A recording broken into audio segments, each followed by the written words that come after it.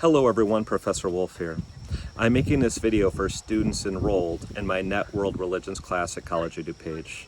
As you can see, I'm sitting outside in front of my house as it happens. You may hear my dog in the background. There's a family playing baseball over here, so please excuse any noise. I want to talk with you in this video about the assignments for the class, and in particular, the so-called minor assignments for the class. If you've had an opportunity to review the syllabus, you may have noted the syllabus mentions a number of major assignments for the class this semester, fall 24. I believe the only two are the Inside Mecca paper and the personal reflection paper, and also two exams, the midterm and the final. A large portion of the final grade will be based on all of these, but in addition to these, there are a number of minor assignments. And in this video, I want to talk with you about these minor assignments. What are these minor assignments? Well, here's how this is going to work. In every or nearly every week in which there is no major assignment and no exam, and perhaps occasionally in a week in which there is one of these, you will have a minor assignment. What will the minor assignments look like? Typically, they will take the form of reading quizzes. Now, that can mean a lot of different things. What do I mean by it? I mean that I'm going to give you questions about the assigned readings for the week. Many of the assigned readings come from the textbooks, and so a lot of the reading quizzes will be based on the textbooks. However, not all of the assigned readings come from the textbooks, and so on occasion a reading quiz may be taken from an assigned reading other than the textbook. Let's talk about the textbooks briefly. There are 5. I have 4 of them on me now. The 5th one, the Judaism one, is at work. The textbooks are the Oxford, that's the publisher, Oxford University Press, the Oxford Very Short Introductions to Judaism, Christianity, Islam, Hinduism, and Buddhism. As I say in the syllabus, all of these books are in a second edition, and we are using the second editions. Now, if you purchase the hard copies, the second editions often have a sticker on the cover indicating that it is the second edition. However, hard copies don't always have the sticker. So, for example, my copy of the Christianity volume does not. How do we know it's a second edition? We could look at the publishing information. We could also look at the title page, which says second edition very clearly on it. So these are the books. These are the books. Let's say a little more about the books.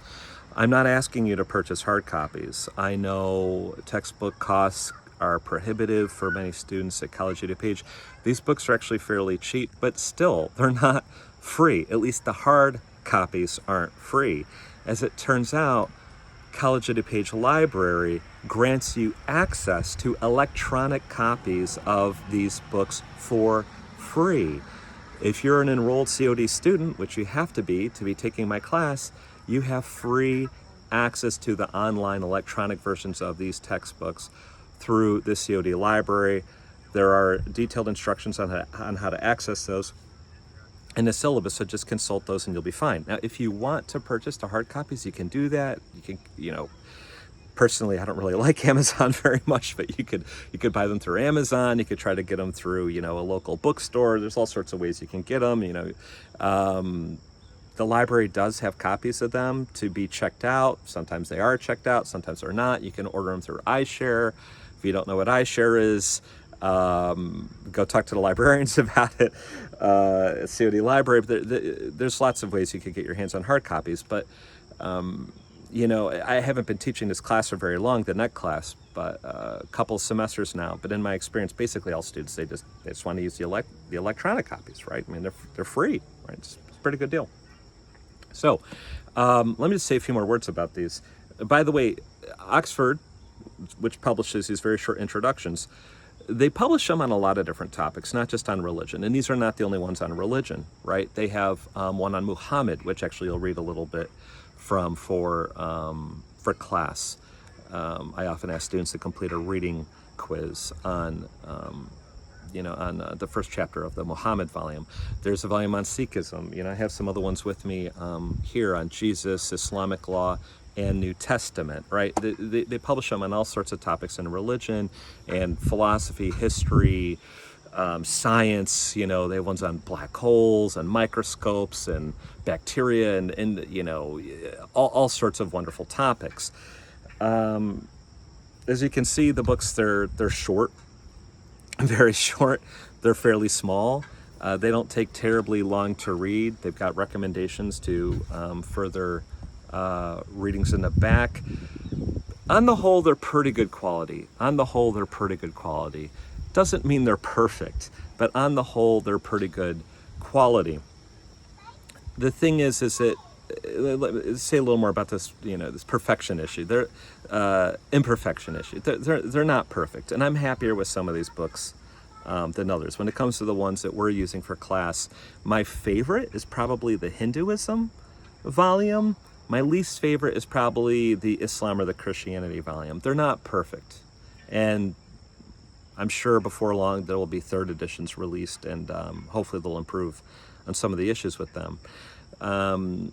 You might say, well, if they're not perfect, why didn't you use another textbook? Because there is no such thing as a perfect textbook, right? And I've spent a lot of time over the years looking at textbooks for world religions class. They all have their individual strengths, they all have their weaknesses. You do tend to see some strengths and weaknesses across them. Like these kinds of introductions tend to have certain kinds of strengths and weaknesses. I think I want to actually mention some of these before we go on, give you a little better sense of why I'm having you read this stuff and why you should read it. What are some of the common weaknesses of texts like this? Often they give equal amounts of space to major issues and minor issues, or at least they give too much space to minor issues. Often they don't give enough space to important issues.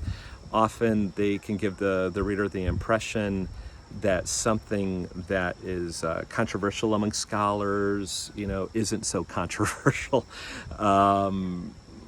right? And sometimes, and this actually happens from time to time with the books we have, sometimes even though these books are written for general readers, right, and readers who aren't specialists in a particular religion or in religion at all, sometimes they use vocabulary that the reader may not be familiar with. And I'm not just talking English vocabulary, but even technical religious vocabulary without properly explaining it first.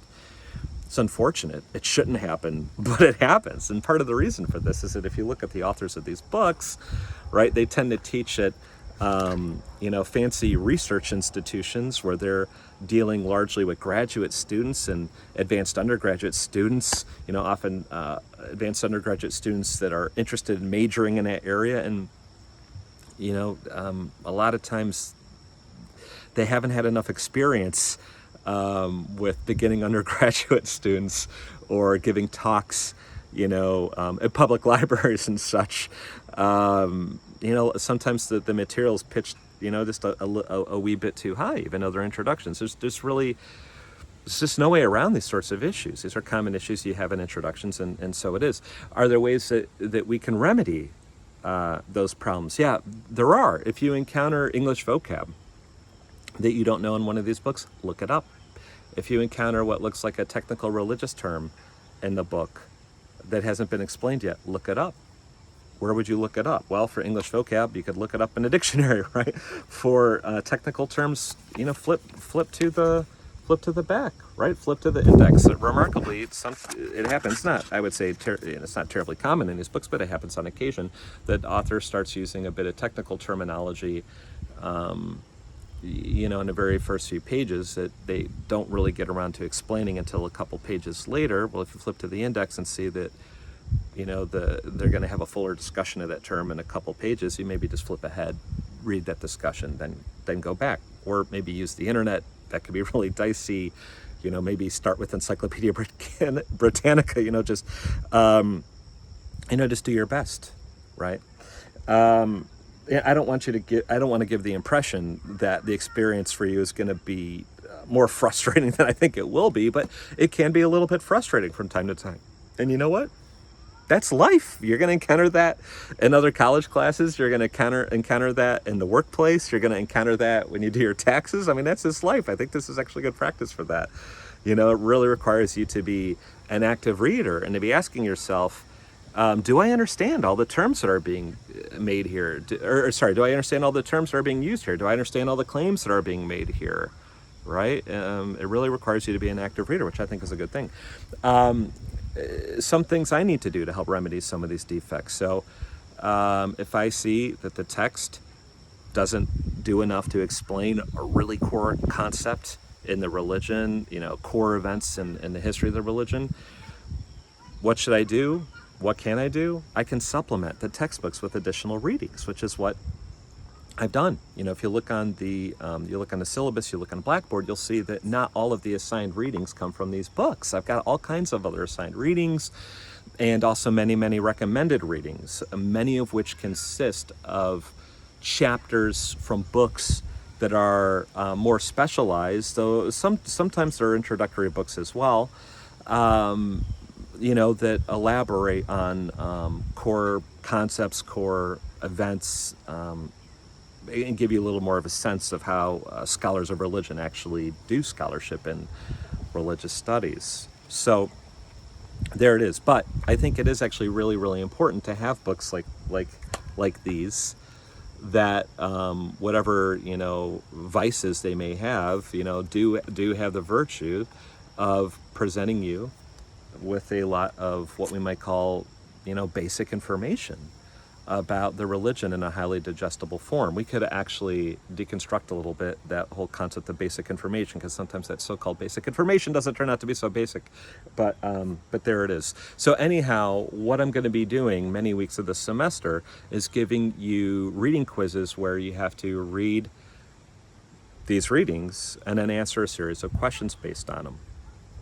Okay, let's talk a little bit more how that's going to go in the nuts and bolts of that and the submission format for it. So again, I'm typically going to send you an email on Sunday afternoon with the assignment that'll be due the following Sunday. This is all discussed in the syllabus, right? When I give you an assignment, so it'll be emailed to you, your COD email. You need to check your COD email regularly for this class. I will typically also post an announcement in Blackboard. You will have to submit the assignments through Blackboard. You will have to submit the assignments through Blackboard. You will have detailed instructions. Sorry, it's a dog across the street. You'll have detailed instructions on how to complete the assignment, and you'll have to submit the assignment through Blackboard. Now, here's the thing. I highly advise you to submit your assignment as either a PDF or as a doc or a docx. Blackboard can accept some other formats, but I would highly recommend using one of these formats. Let's talk a little more about this. As you may be aware, in recent years, we've had some new technologies, including ChatGPT and other AI programs that students often are using to complete assignments. Even before we had these AI programs, we had websites such as Course Hero, where students would upload their assignment they completed for a class, and then a student who's taking that same class, maybe same class, same professor. Sometimes professors do recycle assignments, right? A student would go on Course Hero, see if they could find a student who had taken that course with the professor previously, and it had uploaded their assignment, and then would basically just download that assignment and submit that as their own work. The thing is, obviously, this is not great for all kinds of reasons. Obviously, students don't learn when they engage in these forms of cheating, and many of you are probably aware it's really become it's quite common. It's really become quite rampant, this form of cheating. This is really having a very, very negative effect on higher education, right? I think it's actually possible it could lead to the collapse of the college system in 5 to 10 years. We'll see if that's right. I'm not issuing that as a prophecy or anything. I'm looking at time here. I don't want to continue too much with this, but I'll just speak about it for a little bit. Unfortunately, college degrees are becoming devalued over time. They're becoming devalued over time. And that can mean a number of things, but one thing I really mean by it here is that more and more employers are starting to see college degrees, at least in a lot of areas, it's just not really meaning very much. And one reason for that is because a lot of employers are, interviewing a lot of job applicants that have college degrees, but they don't know how to read, they don't know how to communicate, they don't really know how to think very well. So this last summer, I was in Italy with COD, and I met a banker, and a banker from Hawaii, and we had coffee one day, and he told me that it's very difficult to find college grads that can read. And I'm not saying he's having trouble finding English majors that can read Shakespeare. He's a banker. He's talking about having trouble finding college students who presumably have degrees in areas such as business and accounting, right? Maybe not accounting, but business, finance in areas like this. Maybe accounting, maybe econ, economics. He's having difficulty, finding college graduates with degrees in these areas that can read basic business reports, financial reports. Why? There's a lot of reasons for this. I think one is that, oh goodness, there's just so many issues here, but one is we've made college, I think, way too easy. I think in some ways maybe it was way too hard. It's starting to drizzle a little bit. I'm going to back up here. And I think in some ways a lot of our college was way too hard, 20 years ago, and now we've kind of made it way too easy. I think a lot of our college classes these days are not even trying to help students develop their critical thinking, reading, and writing and other communication skills, information literacy skills. We're not even really trying with that. And I think a lot of times students are resistant to learning that when we do try. And one reason for that is because it's hard and it requires a lot of work. But there are no shortcuts to learning how to think well, to learning how to think critically. And there are no shortcuts to learning how to developing good communication skills and good reading skills. There just are no shortcuts. It's hard work. It's like going to the gym. And like we all make the New Year's resolution, I'm going to go to the gym, 3-4 times a week. I'm going to start running. And some of us do, but a lot of us don't, because it makes us tired. And sometimes it hurts a bit, and with this, it can hurt our ego to learn to...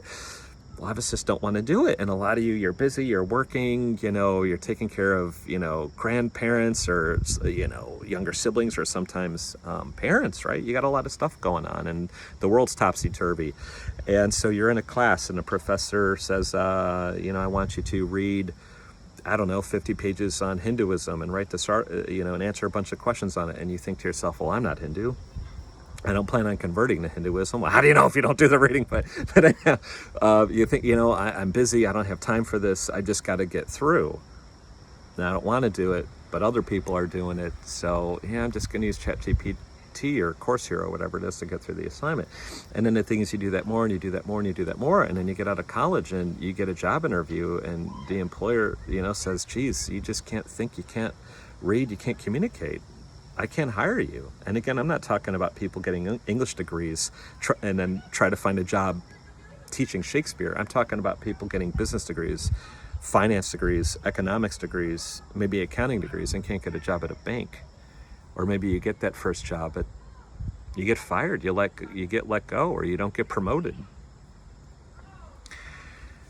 This is an issue, my friends. Just to add a little more to this, I think that a big problem that we have in the United States, and it's not just students, it's parents, it's administrators, it's policymakers, and it's professors, it's all of us, are perpetuating this idea that knowledge is compartmentalized and that the only point of taking a college class is to learn facts in a particular field. So in other words, we a lot of us are under this impression that if I'm not going to become a rabbi or become a pastor or a priest or an imam, or if I'm not going to convert to Judaism or Christianity or Islam or Hinduism or Buddhism, or if I'm not a Buddhist or a Hindu, that if I don't want to work in one of these religions or I don't want to live out one of these religions, then there's just no reason to learn about them.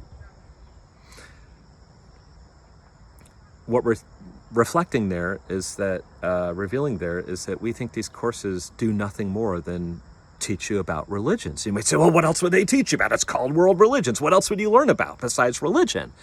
Well, you learn a lot. Okay, what else do you learn about? You learn a lot about history, right? Just for starters. You learn a lot about culture. And actually, when I teach us face-to-face and I ask students, why should we care about religion? What if we're atheists? What if we're agnostics? What if we say, hey, I'm a Jew, I'm a Christian, I'm a Muslim, I'm a Hindu, I'm a Buddhist, I'm a Sikh. I already have my religion. I know all the other ones are wrong. Why should we care about this? And students say, well, it's our history, it's our culture, it shapes our politics, it shapes our world today in so many ways. Yeah, absolutely. It touches on so many issues that are important to human life. But it even goes beyond that. These courses even go beyond that, right? These core academic skills, there are skills that you've been working on since before you started kindergarten. There are skills you've been working on since before you started kindergarten. Some of them actually, I think you started working on before you were born. One is thinking, right? One is thinking. Another is communication. I don't know much about this. I don't read about this. You might say, well, newborns don't talk. Fetuses in the womb don't talk. No, they don't.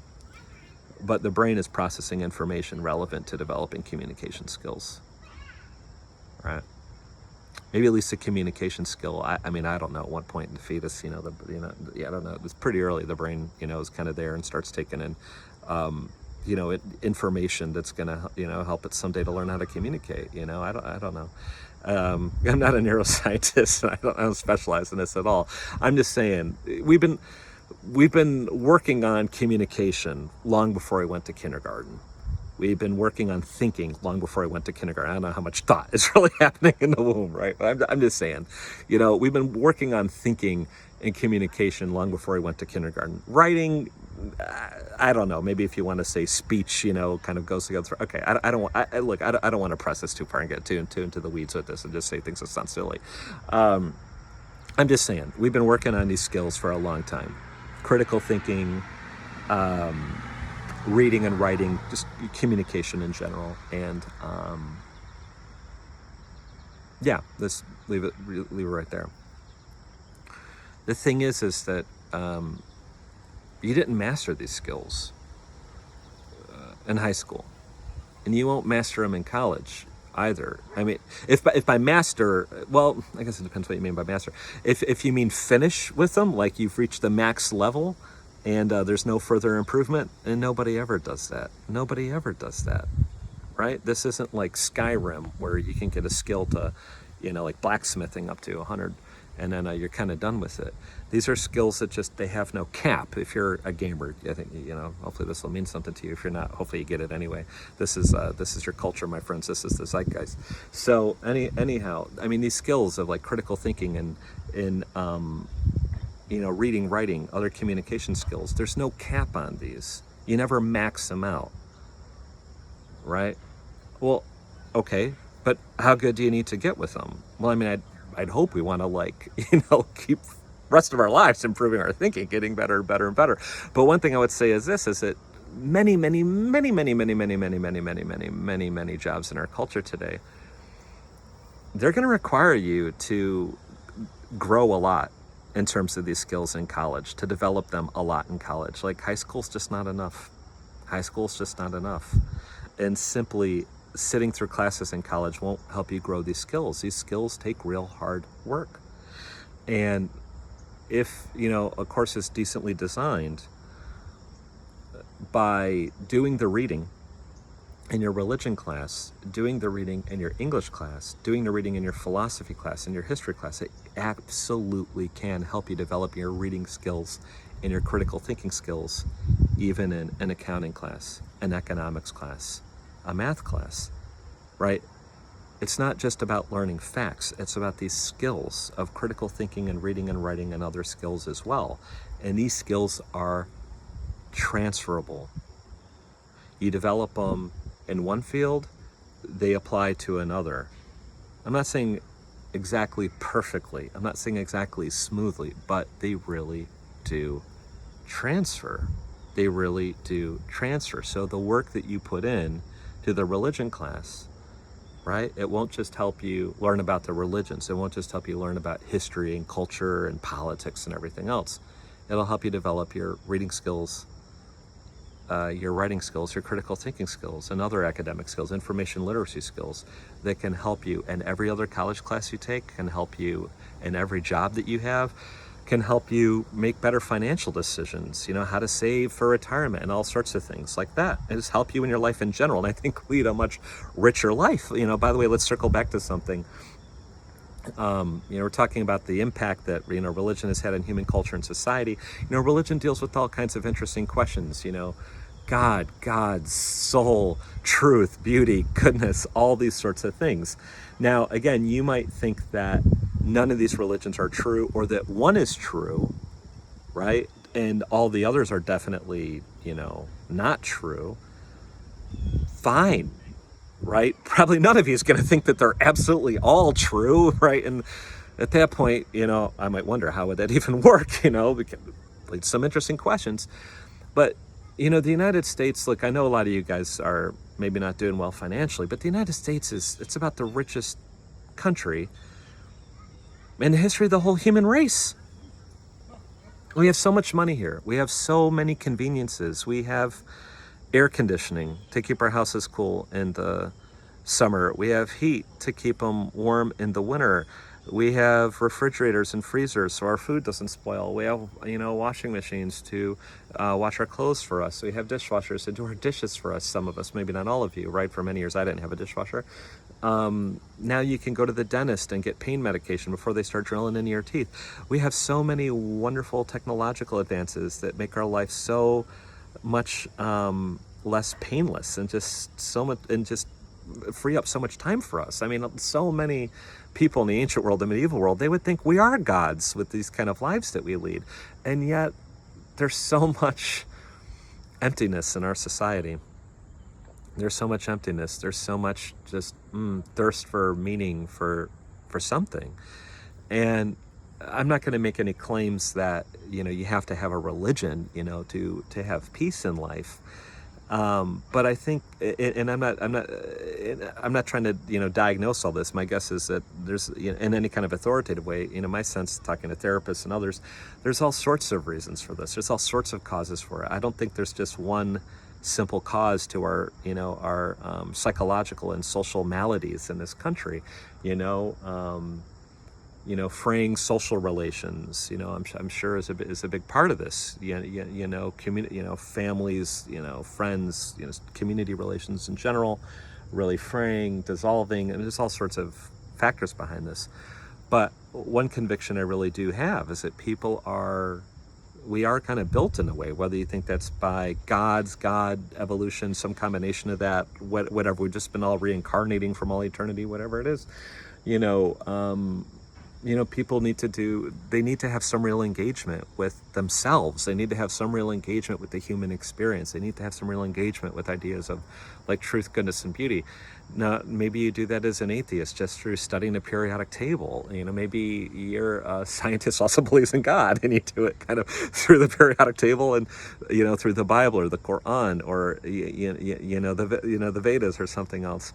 Maybe you're an artist. I mean, there's so many ways you can engage with this, but we've got to engage with this stuff. And religious studies does do that,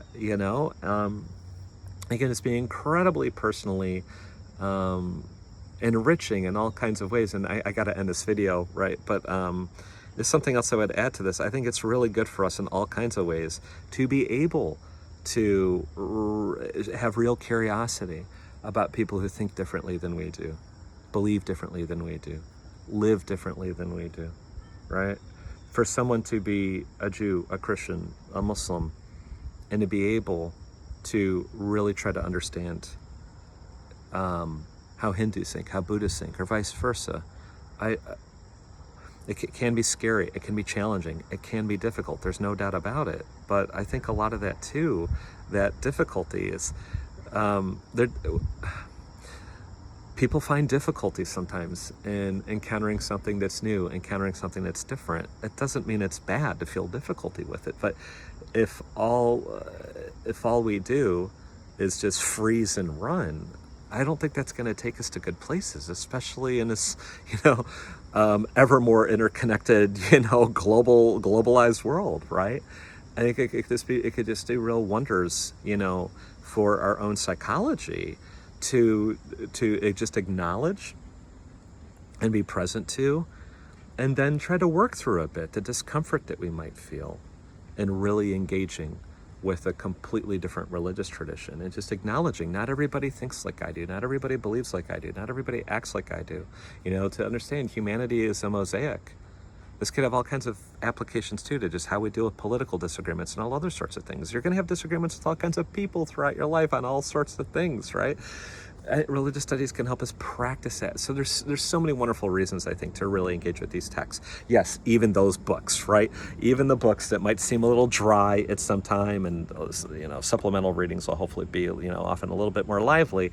And I'll give you all all sorts of supplementary materials, and maybe we could communicate online. So I'm gonna do my best to try to make the class as much of a lively experience for you as possible. But again, this course can really just help us better understand these religions, our own history, our cultures today, to engage with truth, goodness, and beauty, and other important ideas. Science, art, could just help us deal.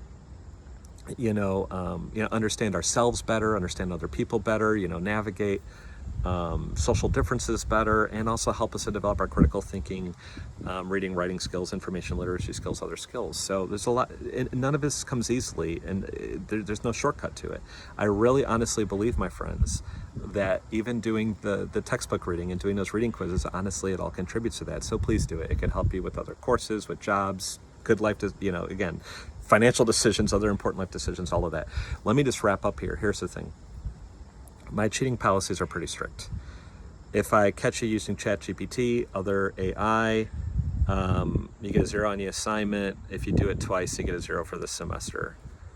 I may end up changing that in the future too. If you even just one infraction, you fail for the semester. This cheating's just too rampant, and we just can't be police. And I hate the adversarial relationship this can create between faculty and students, but we've got to take this seriously. The other thing is that when you submit your assignments through Blackboard has software that will check your assignment against the internet. And Blackboard can tell if you got your assignment from SafeAssign, it can tell if you've got your assignment from Course Hero or some other site like that. And if you do that, it's the same. It's plagiarized. You get a 0 for the assignment. And if you do it twice, you get a 0 for the semester. You have to do this work on your own. You can't go on the internet and have an AI program write your assignment. You can't go on the internet and find some student who already did the assignment and just recycle their assignment. You need to do the work on your own. Let me say a little more about this, that in order to not trigger the software on Blackboard for Course Hero and other such sites, what you're going to need to do is strip out the instructions, including the questions from the assignment. So I'm going to send you instructions for all these reading quizzes. There's going to be detailed instructions at the top, and then questions below. The questions you'll answer, that's the quiz, right? You're going to have to just strip all that out, because if somebody submits this assignment to Course Hero, they're probably going to submit it with all those instructions in there. Well, that's going to trigger the software on Blackboard that detects, for other documents on the internet that have the same text. So you're going to have to remove the instructions and the questions. I'd recommend just start a new file and just number the questions. Don't include the text of the questions. Don't include the instructions. Just start a new file, number the questions, and just answer them. You're also going to need to put the answers mostly in your own words. You're going to have to put the answers mostly in your own words. If all you do is quote word for word the textbook, that's going to trigger the software, because the software can access the textbooks. It can also access assignments from other students who uploaded their submissions where they quoted the text. So if all you do is quote the text, you're going to trigger the software. What you're going to need to do is try to summarize and paraphrase not just quote. Am I saying that you can't use any quotes? You can use some quotes, but you really need to try to paraphrase. It's really quickly, I gotta end this video soon. What do I mean by quote? It's when you're copying the text word for word and putting it in quotation marks. What is a paraphrase? It's when you're taking the original text but putting it in your own words, or mostly your own words, right? But the paraphrase is about the same length as the original text. Summary is when you are condensing the original text using mostly your own words. So, if you're summarizing a page, maybe you do it in a paragraph. If you're summarizing a paragraph, maybe you do it in 2 sentences. Paraphrase is usually about the same length. You need to rely on paraphrase and summary and a lot less on quotation. How many quotes can you use exactly? What percentage of your submission can be quotation? I'm going to experiment with this a bit, so I'm not going to lay down an exact figure in this video. In the assignment instructions, I'll give you a figure, and I will review the submissions and see if that figure seems just. I will say that you actually have no way of knowing exactly how you're going to score on the software that Blackboard uses, right? So you might say, well, I don't have access to that software, right? I don't know. I don't know what my score is going to be. I don't know if it's going to be really high or really low. What do? What you do is don't cheat. Don't use ChatGPT. Don't use Coursera. Don't use any of that stuff. Just your own word. You just do the work yourself and try to rely as much on paraphrase or summary as you can, and as little on quotation as you can. And again, if you don't understand certain terms in the text, look them up, right? This is actually really critical for learning anyhow. If faculty in these circumstances let you just quote and don't require you to paraphrase or summarize, a lot of you'll just skim the text, find the answer, just quote the text, and you won't even really think about the text at all. Yes, it will be difficult for you often to paraphrase or summarize. It will be difficult for you to put it in your own word. Your mind might get tired. That's where the learning happens. That's where the education happens. And you need to do that over and over and over again to develop those skills. Otherwise, it's like walking into the gym and thinking that just by having your eyes glance at the equipment, you're going to get strong. Or that if you just pick up like one dumbbell once a week, you're going to get strong. No. Again, we've made college way too easy for all kinds of reasons, and some of those are a lot more understandable than others. But the thing is, y'all are going to leave COD, maybe transfer out, finish a 4-year degree, just go directly into the workforce. I want this education to actually mean something for you. I want it to actually help you in your career, and I want it to help you. I want my class to help you with the other college classes, and I want it to help you with your life. There's no shortcuts here. I know a lot of you are busy. This is a net class, so you got a lot of flexibility, right? And if you get in some real trouble, at work or something one week and time is short, send me an email. We can maybe talk about the deadline for an assignment. Okay? But I'm not doing this because I'm trying to crush the dreams of the youth, or because I'm a cranky old man. I am old, I got white in my beard, but I'm not that cranky. I'm actually pretty joyful. I'm doing this really because I care about all of you, and I want you to get your money's worth out of this education. I want you all to do well in the world, right? That's the reason for this. So if anything in this video was not clear, send me an email, let me know. I could refilm it, I could send out some clarifying emails. Anyhow, I'll see y'all around soon. I hope you have a good first week of the term.